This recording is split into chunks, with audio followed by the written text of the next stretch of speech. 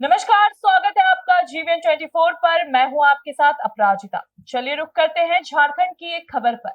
शुक्रवार देर शाम को भाजपा प्रदेश महासचिव सह राज्यसभा सांसद प्रदीप वर्मा जामताड़ा पहुंचे। भाजपा नेता हरिमोहन मिश्रा के आवास पर कार्यकर्ताओं ने गर्मजोशी से उनका स्वागत किया। कार्यकर्ताओं का अभिनंदन स्वीकार करने के उपरांत पत्रकारों से मुखातिब हो प्रदीप वर्मा ने कहा कि आज देश में जो स्थिति बनी हुई है, हमने क्षेत्र भ्रमण के दौरान देखा कि जनता कार्यकर्ता से भी आगे चल रही है।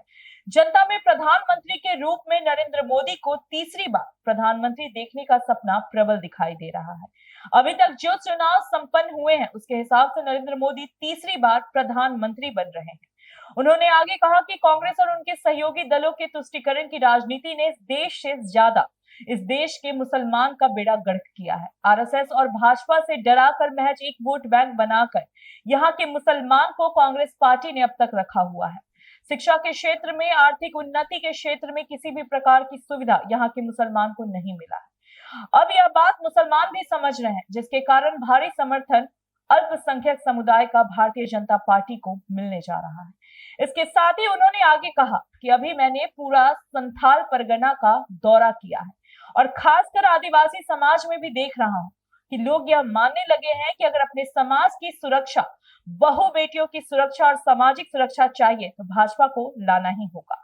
इसके साथ ही उन्होंने कहा कि बहुत ऐसे लोग हैं जो हेमंत सोरेन का जेल जाने से नाराज हैं और उन्हें लगता है कि भाजपा ने हेमंत को जेल भेज दिया, पर वही समाज में ऐसे लोग भी हैं जो कहते हैं कि हेमंत ने जैसा किया अभी वैसा उसको फल मिल रहा है। प्रदीप वर्मा ने कहा कि भारतीय जनता पार्टी चुनाव जीतने के लिए प्रयोग करते रहती है। लोकसभा चुनाव में भी अभी और विधानसभा चुनाव में भी हम आम जनता के भलाई के निमित्त सरकार बनाने के लिए प्रयोग करते रहते हैं। लोकसभा चुनाव देश में भले ही अंतिम पड़ाव की ओर अग्रसर है, पर झारखंड में अभी पिक्चर शुरू हुआ है। अभी 4 चरण में झारखंड के ज्यादातर सीटों पर चुनाव होना बाकी है। इसके साथ ही कहा कि संथाल परगना के सभी सीट पर भाजपा विजय का परचम लहराने जा रही है।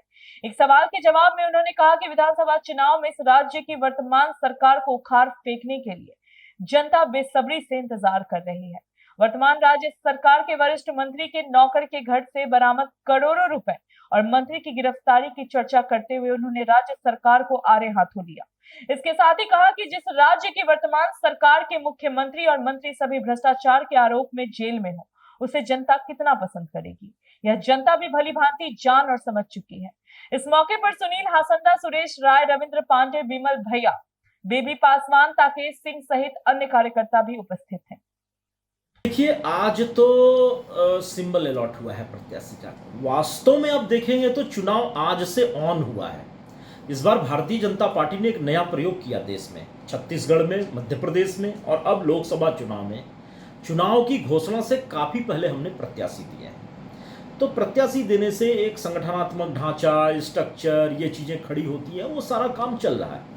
वास्तव में आज सिंबल मिला है। आज के बाद से कार्यालय खुलने लगेंगे, प्रचार वाहन चलने लगेंगे। पहले इसी समय घोषणा होती थी, टिकट की घोषणा ही इस समय होती थी, तो अचानक से चुनाव उठता था। इस बार आज हमें सिंबल मिला है। आज हमें पता चला है कि ईवीएम के किस क्रमांक पे हमारा चुनाव चिन्ह रहने वाला है। अब आज से सारा वातावरण बनना शुरू होगा और आज के बाद आप देखिए किस तरीके से सारी चीजें उठेंगी। जनता खड़ी है और मैं बता रहा हूं, अभी तक के जो चुनाव हुए हैं, हम कार्यकर्ताओं से जनता आगे बढ़ करके नरेंद्र मोदी को इस देश का प्रधानमंत्री तीसरी बार बनाने के लिए मतदान कर रही है। कोई वातावरण कुछ नहीं, सीधे जनता हमसे आगे है।